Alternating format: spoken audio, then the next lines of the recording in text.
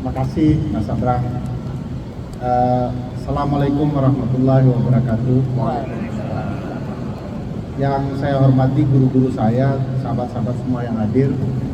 Rindu dan kangen juga dengar Mas Abraham nyanyi. Saya bersedia memberikan kesempatan waktu saya untuk Mas Abraham nyanyi. Tadi versi Kiai Kanjeng keren sekali ya. Mudah-mudahan nanti ada album versi Kiai Kanjeng letonya. Saya tidak bisa merasa tidak bersalah karena memang sebagian problematika bernegara adalah problematika hukum. Tetapi kalau mau membela diri, hukum itu benda mati. Konstitusi kita itu tidak hidup, benda mati saja. Semua kita harus merasa memiliki hukum. Semua kita harus merasa punya konstitusi. Kalau kita tidak merasa punya konstitusi, akan ada seorang anak dari negeri entah mana, di mana akan mengubah-ubah hukum demi kepentingan dia. Saya ambil contoh betapa matinya pasal-pasal konstitusi. Pasal 33 ayat 1 Undang-Undang Dasar 1945 kurang lebih bunyinya begini. Perekonomian disusun sebagai usaha bersama berdasarkan azas kekeluargaan. Pertanyaannya Mas Abraham, keluarga siapa ini? Nah, jangan ke sana, itu ke arah Solo itu. Dia sekarang di Jakarta. Siapakah yang menguasai perekonomian kita kalau prinsip kekeluarganya bukan keluarga bangsa Indonesia, tapi keluarga yang bisa memagari laut? Pak Khalid sebenarnya tidak paham saja. Sekarang ada jenis bambu baru, tidak tumbuh oleh orang yang menanamkan, tapi tumbuh sendiri. Makanya pelakunya tidak pernah ketemu karena dia muncul sendiri. Jenis bambu baru. Begitu dihebohkan dicabut, padahal itu alat bukti itu. Pelakunya tidak pernah ketemu. Nah, keluarga inilah yang kemudian mendominasi berbagai hal. Kalau boleh bercerita agak ngawur sedikit, tahun 1970-an, para intelektual di dunia ini penasaran bagaimana nasib bumi kalau bumi itu digali terus-menerus. Pak Ben, digali terus. Apa yang terjadi di dalam pusat bumi? Apakah timur bisa menghubungkan barat kalau digali? Ternyata setelah jauh digali, terdengar sebuah suara di dalam bumi itu. Begitu diperbesar, direkam oleh para ilmuwan, suara itu berbunyi, hidup Jokowi.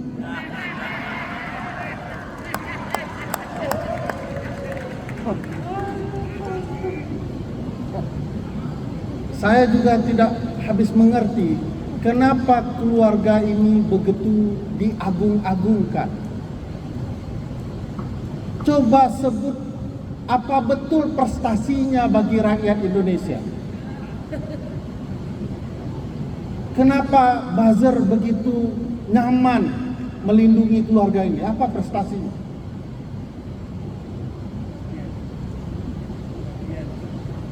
Pasal 33 ini pasal-pasal ekonomi, pasal-pasal ketahanan pangan.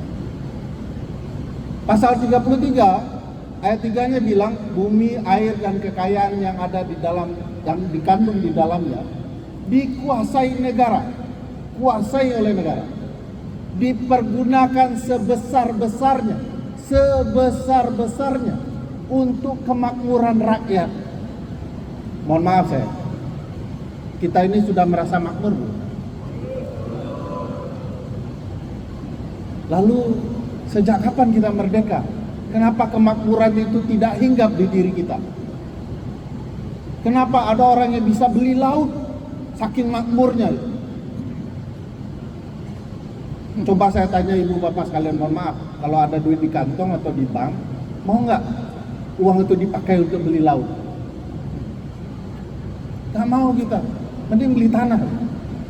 Hanya orang-orang yang duitnya menumpuk, tidak jelas mau dihabiskan seperti apa itu uang, mereka beli laut, saking daratan sudah mereka kuasai. Ternyata negara bekerja tidak untuk memakmurkan kita, bangsanya sendiri. Ada kepentingan-kepentingan lain yang bergerak.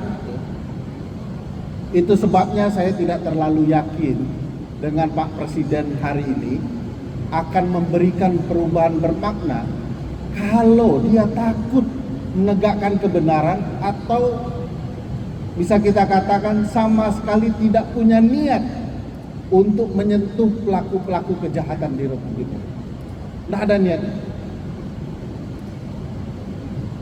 Coba bayangkan berapa banyak undang-undang yang sudah dia langgar belum sampai 4 bulan memimpin Republik ini.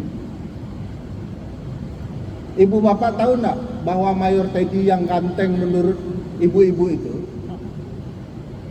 adalah orang yang melanggar undang-undang TNI. Undang-undang TNI melarang sekretaris kabinet diisi oleh prajurit aktif. Yang boleh itu BNN, SAR, ya, sekretaris militer presiden, petugas di Kemenko Polhukam, boleh itu. Tapi Seskap dilarang, Kabulok dilarang TNI aktif. Siapa saja boleh belajar prinsip ketahanan pangan, bahkan militer. Nggak harus, bagi saya melanggar, ya, konstitusi paling besar adalah menggunakan militer untuk ruang-ruang pekerjaan sipil. Kabulok prajurit aktif, Seskap prajurit aktif. Jangan tanyakan polisi yang bayar-bayar itu, ya, sudah aktif di mana-mana sebelumnya. Sudah di mana-mana polisi. Sekarang eranya multifungsi TNI. Dan itu melanggar. Kenapa tidak boleh dan ini ngawur? Semenjak era Pak Presiden Joko Widodo hingga saat ini, urusan ketahanan pangan diserahkan kepada prajurit. Apa konsepnya? Konsepnya pertahanan pangan, ada pertahanannya. Apa saja yang ada pertahanan, pokoknya urusan prajurit. Ini konsep sesat lagi menyesatkan, seperti laut dan sertifikatnya itu. Maka tiba-tiba food estate diurus oleh prajurit, oleh Kementerian Pertahanan, yang harusnya memastikan pesawat kita tidak bermasalah, ya, kapal perang kita tidak bermasalah. Sekarang ngurus pangan. Itu sebabnya kita gagal food estate-nya. Tiba-tiba jagung berubah menjadi ubi. Tapi itu hebat juga berarti. Terobosan bagaimana menciptakan jagung menjadi ubi. Nggak akan berhasil karena bukan itu profesinya. Pasal-pasal konstitusionalnya adalah pasal 30 Undang-Undang Dasar, bahwa urusan pertahanan keamanan memang urusan polisi dan TNI. Urusan pangan, urusan sipil. Kalau digabung, nanti nasi kita bisa jadi tank baja. Makanan kita bisa menjadi baju anti peluru. Nggak tepat. Kita melanggar konstitusi sudah dari awal, dari pemerintahan ini. Kalau ibu bapak perhatikan pasal-pasal konstitusi, kita akan segera, ya, menuju era kegelapan. Konstitusinya ada, tapi tidak dipakai. hak-hak sipil tidak dipakai. Kita tahu bahwa kemerdekaan menyampaikan pendapat, berserikat dan berkumpul itu adalah hak esensial sebagai warga. Tapi negara takut dengan suara-suara. Sudah suara, pakai topeng lagi, negara takut. Cuman teriak bayar, negara takut. Dengan lukisan negara takut. Apalagi kalau sudah cerita filsafatnya Mas Sabrang, tambah takut tuh negara. Jadi bagi saya banyak pelanggaran konstitusional yang harus kita benahi selama kurun ke depan gara-gara kita mengabaikan pemilu kemarin. Tadi Mas Sabrang tanya, ini saya nggak suka dengan pemilu ini ya karena begini, menghasilkan pemimpin yang kelasnya begini, padahal harus dipikir betul. Nah, alhamdulillahnya Pak BM, waktu saya dan teman-teman buat film Dirty Vote, cerita soal kecurangan pemilu dan pelakunya adalah orang Solo tadi yang nunjuk-nunjuk. Solo ke arah sana ya Pak BM? Oh Solo. Sudah nunjuk salah lagi. Solo. Waktu itu kami cerita, ini pelakunya, dia mengendalikan berbagai aparat kepentingan untuk memenangkan anaknya. Oh semua bilang, wah ini orang sakit hati, tidak dapat jabatan. Dari dulu tampang saya itu tidak ada tampang pejabatnya. Tapi dinyinyirkan bahwa digeser substansinya. Bukan kecurangan, tapi Anda rakus jabatan. Jadi orang tidak membahas substansi bahwa pelakunya adalah Joko Widodo. Nah, alhamdulillahnya tidak ada angin, tidak ada hujan. Presiden terpilih sendiri yang ngaku. Tanpa pertolongan Pak Joko Widodo, tidak mungkin kami menang pemilu. Hidup Pak Jokowi. Ngaku. Dan alhamdulillahnya sekarang Mahkamah Konstitusi barusan juga ngaku putusan Mahkamah Konstitusi terkait pencalonan istri Menteri Desa Pak Yandri mempertegas bahwa pejabat negara terlibat dalam kecurangan pelaksanaan pilkada cawe-cawe sehingga istrinya bisa menang. Pertanyaan saya ke Mahkamah Konstitusi, kalau Mahkamah yakin ada pejabat negara cawe-cawe saat pilkada, kenapa Mahkamah Konstitusi tidak yakin ada pejabat negara yang namanya presiden cawe-cawe dalam pilpres untuk memenangkan anak? Mungkin Mahkamah Konstitusi baru dapat hidayah. Selama ini tertutup kegelapan. Jadi makin hari makin ada pengakuan berbagai kecurangan muncul. Tinggal kita rakyat mau apa? Mau ketahanan pangan yang dikelola oleh militer, polisi dan lain-lain, atau sipil mengelola apa yang menjadi hak sipil sendiri. Sekarang teman-teman semua kita ini sedang dibujuk oleh makan bergizi gratis berbelatung menurut salah satu pejabat. Ya kalau tidak belatung ya jangkrik ya. Untuk bergizi. Kita disuruh makan jangkrik, anaknya makan pizza.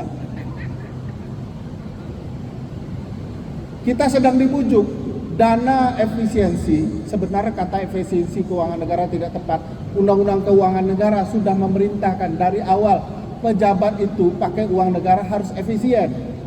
Jangan semua mobilnya Mercedes gitu ya. Ini pejabat staf apa semua dikawal kemana-mana. Itu uang itu. Kita sedang dibujuk dengan program ini, uang dicoba efisienkan 750 triliun. Berapa untuk makan bergizi gratis tahap awal? 20 triliun. Sisanya kemana? 320 triliun lebih untuk Danantara. Ternyata uang negara efisiensi itu untuk investasi Siapa yang mengelola dana investasi itu? Penasehatnya adalah Presiden Joko Widodo. Ada anak sulungnya di dalam strukturnya. Ketuanya Roslan, tim suksesnya Pak Prabowo.